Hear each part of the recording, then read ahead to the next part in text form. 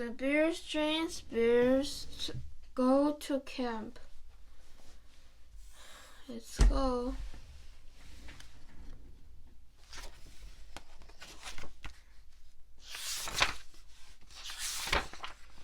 It was the last day of school and the beginning of vacation.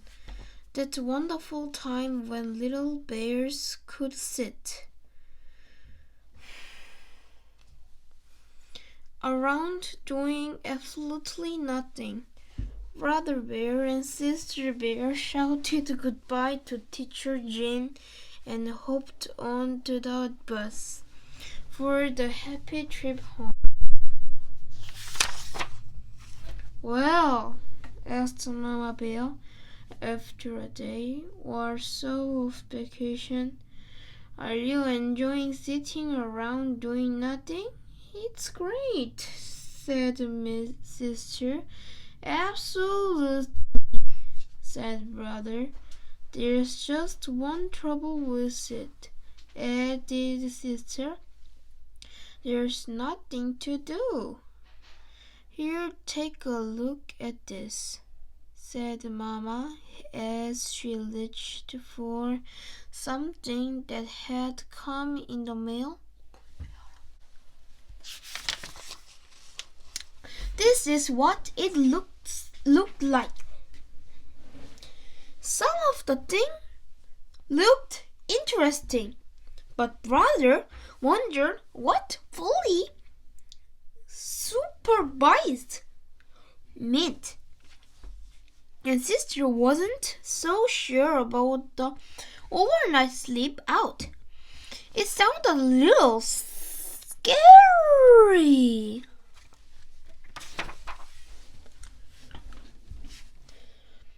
Where is the camp?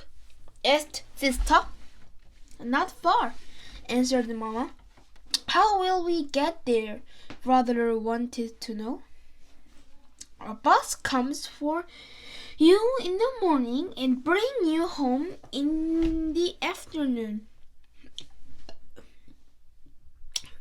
Sounds a little like school, said Brother. Well, think about it, said the cops, and went back to doing nothing. Well, not exactly nothing. They picked a few wildflowers, chasing a few butterflies, turned over a few rocks, and threw about it. Mama, could we try Grizzly Bob's day camp just to see if you like it? They asked. Of course, said Mama.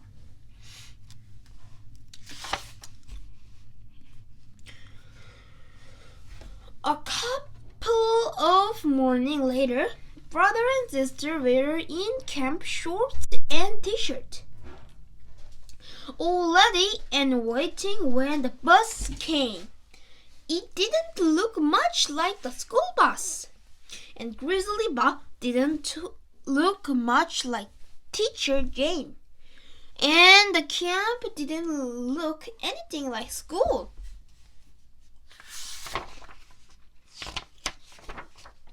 Grizzly Bob had built his camp beside a lake at the edge of the forest. There were log buildings, a flagpole flying the camp flag, a big bulletin board with the camp rules. There certainly were lots of rules, some interesting paths, a loop-in place to swim. There was even a big lead cannon.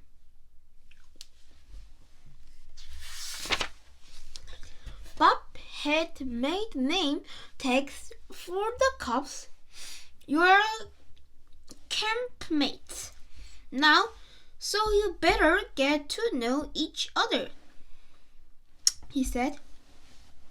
Then he took them on a tour of the camp, there was an office with a desk where he did his paperwork, and a first aid corner full of bandage and things for cuts and bruises. There was a leak hole to go into when it rained. Leak was short of recreation. There was a picnic place and a barbecue pit where they roasted hot dogs for lunch. Sister burned here a little, but he traded with another cub who liked burnt hot dog. Bob announced that after lunch they would all climb up Spook Hill to the very top of the Skull Rock, the special place when they would have their end of camp powwow and sleep out. It was quite a climb.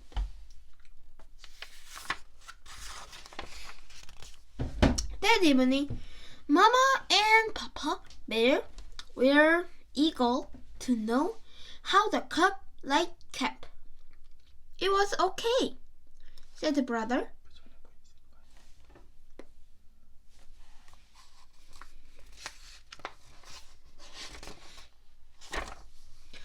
That evening, Mama and Papa Bear were eager to know how the cub liked camp. It was okay, said the brother, but they sure have a lot of flu. It was all right, agreed Sister. They sure to have plenty of bandage and stingy stuff for cuts. But what they were both thinking about was Skulk, Lock, and that end of camp sleep out. Especially Sister. The second day was different. Brother had a great day. He passed the swimming test and was allowed to ride in the cannon. Sister didn't have such a good day. She played dodge ball and some of the cubs threw pretty hard. The third day, Sister had fun.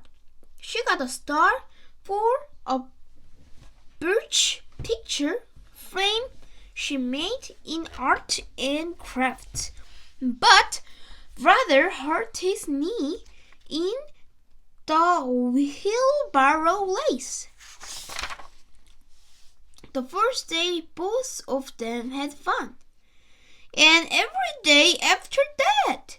So much fun that they forgot about Skulk Lock and the sleep out. Almost. Papa found the sleeping bag that he and Mama had used on their honeymoon. And when the camp bus came on the morning of the big night, brother and sister were ready, sort of. The climb up Spook Hill wasn't so hard this time, even with backpacks. The cubs were strong and tough from their summer of camping. Tomorrow would be field day. the last day of camp, when their parents would come to watch their games and contests and see awards given out. But for now, all the cub could think about was the big sleep out.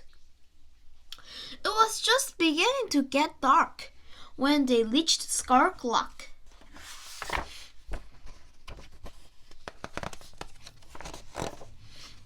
Grizzly Bob built a campfire. Then he went into a small cave. When he came out, he was dressed in a beautiful Indian costume.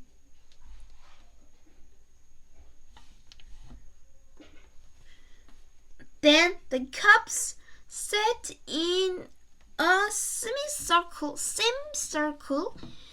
and the powwow began.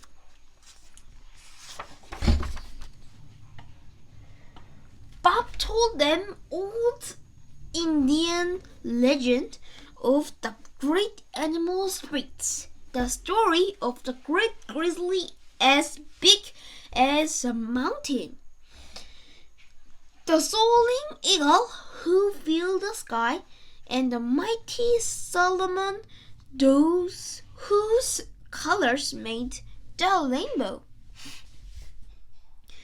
As Bob told the old stories, the cubs could almost see the wonderful creatures in the violet smoke as it curled up into the night sky. After the powwow, they had cocoa and honey bread. Then they curled up in their sleeping bags, and soon they were all fast asleep, even sister. The next day, brother and sister did very well in the field day games and contest. Brother won a trophy for finishing second in the dash, and sister got medals for the dead bear's float and for her bread belt.